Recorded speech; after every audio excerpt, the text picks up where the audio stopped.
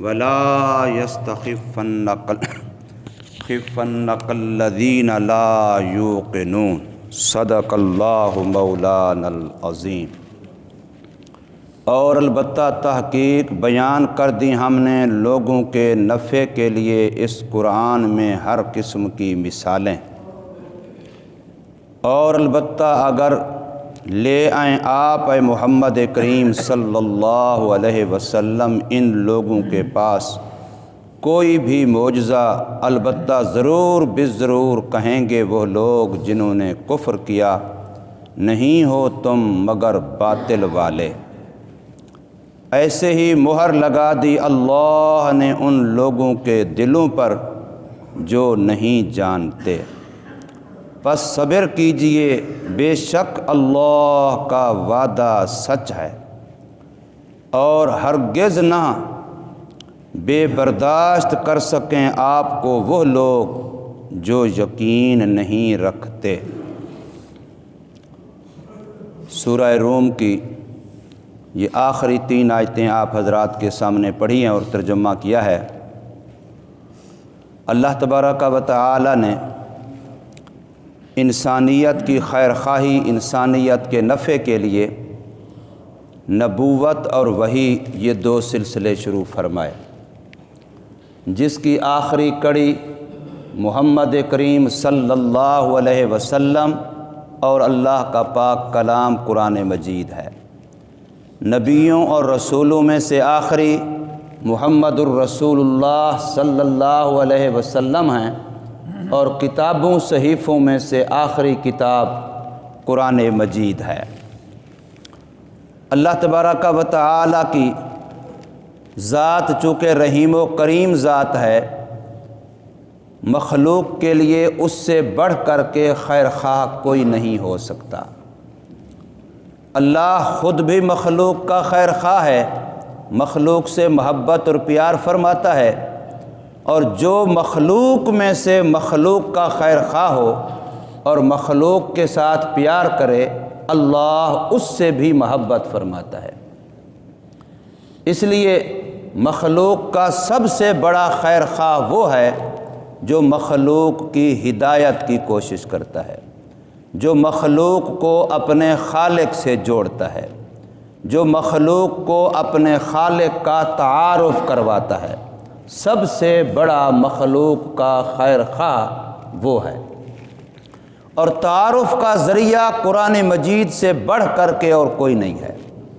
اللہ کا جتنا صحیح، سچا، آسان اور زیادہ تعارف قرآن کرواتا ہے، اس کے علاوہ کوئی اور ذریعہ نہیں ہے، اس معیار کا نہیں ہے، اتنا مضبوط، اتنا آسان نہیں ہے۔ رب کائنات نے قرآن مجید کے اندر سب سے زیادہ اپنا تعارف ہی کروایا ہے، اور وہ بھی اس لیے تاکہ مخلوق مجھے پہچانے اور اپنا مقصد زندگی پا سکے، مخلوق کی خیر خواہی۔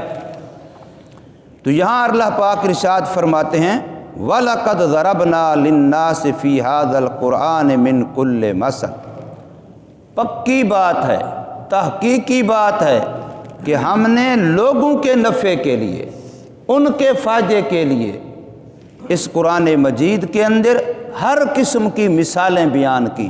کہیں مچھر کی مثال، کہیں مکھی کی مثال، کہیں مکڑی کی مثال، کہیں مکڑی کے جالے کی مثال۔ اس کے علاوہ کتنی مثالیں قرآن مجید نے بیان کی تاکہ انسان کسی نہ کسی طریقے سے سمجھ جائے۔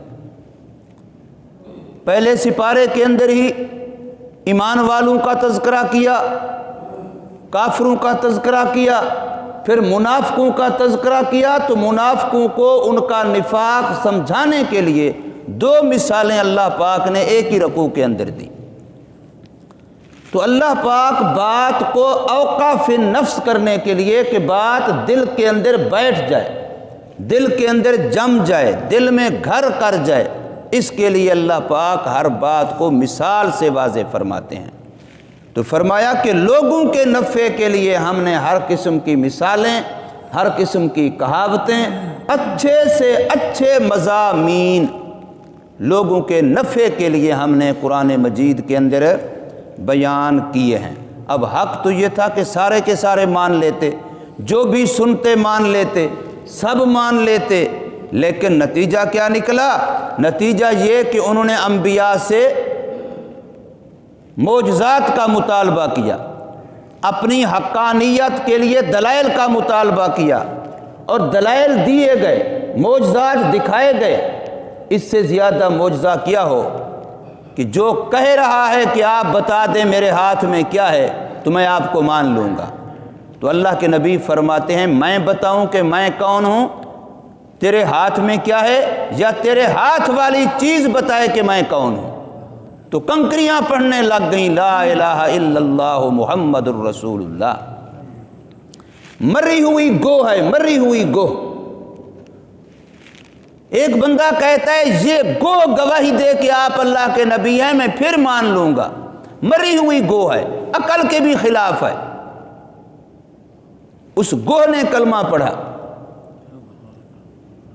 چاند دو ٹکڑے ہوا، ساری دنیا نے دیکھا اس وقت جتنے لوگ موجود تھے،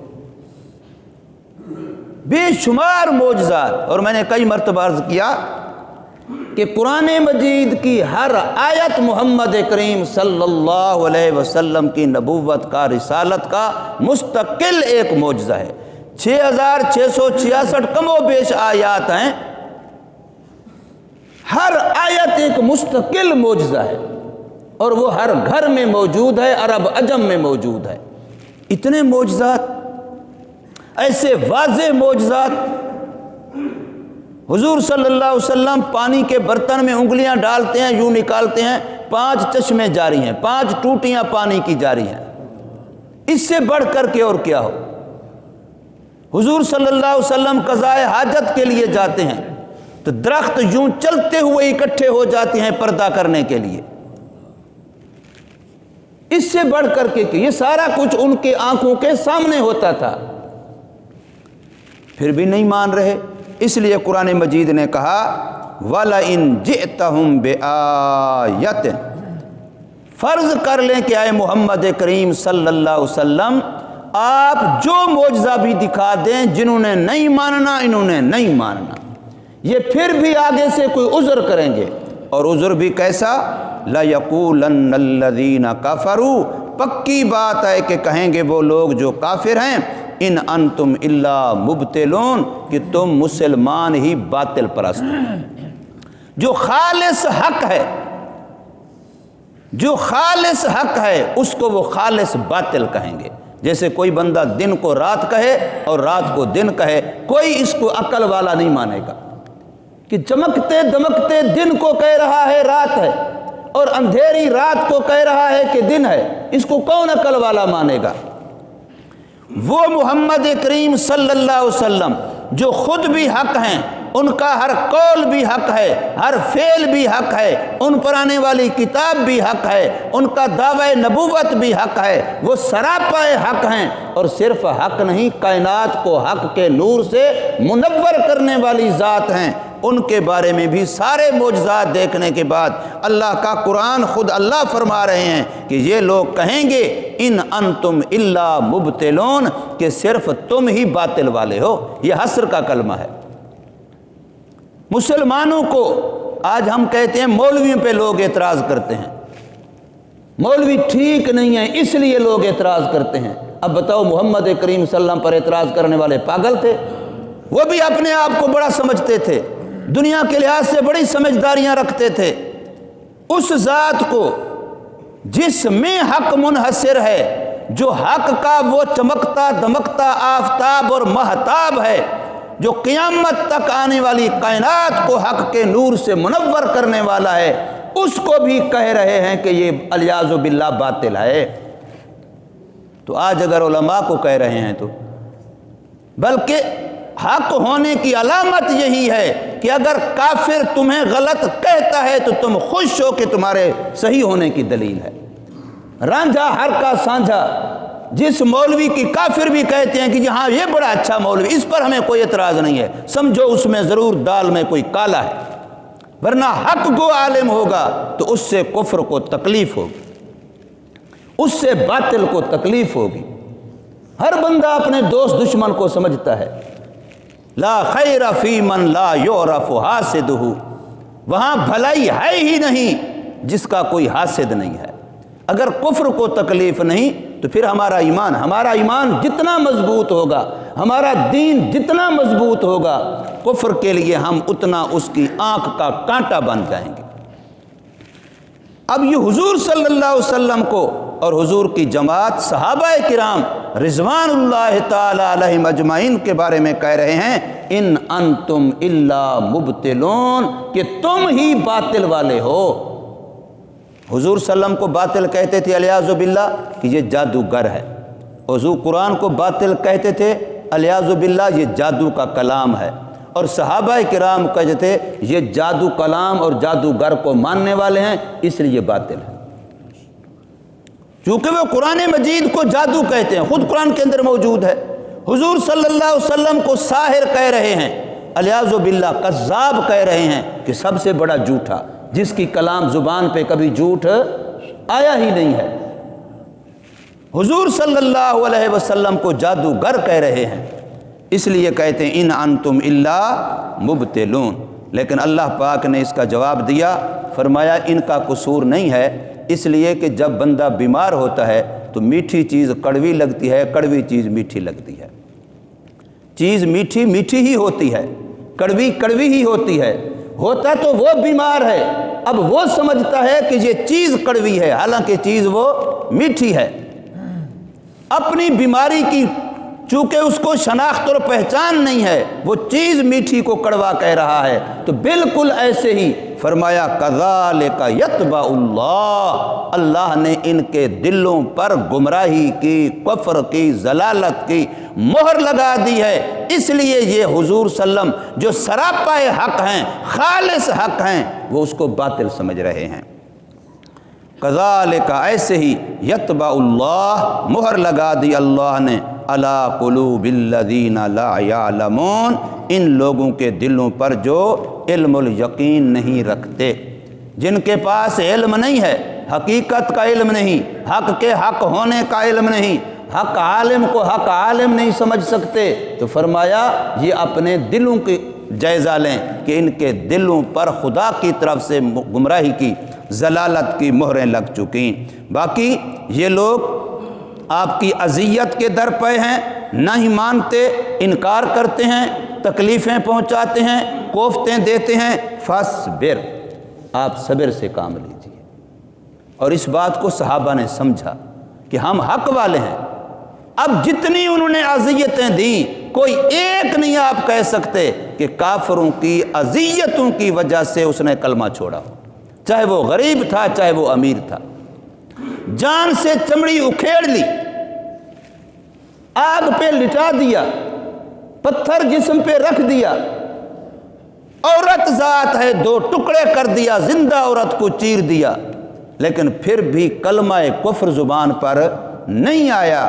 یہ حق ہے، یہ صبر ہے، یقین تھا ان کو کہ یہ زندگی عارضی ہے، ہم نے ایمان کی دولت اگلی زندگی کے لیے حاصل کی ہے اور وہ ہماری زندگی یقیناً کامیابی والی ہے۔ فاصبر، پس صبر کیجئے، ان وعد اللہ حق، بے شک اللہ کا وعدہ سچا ہے۔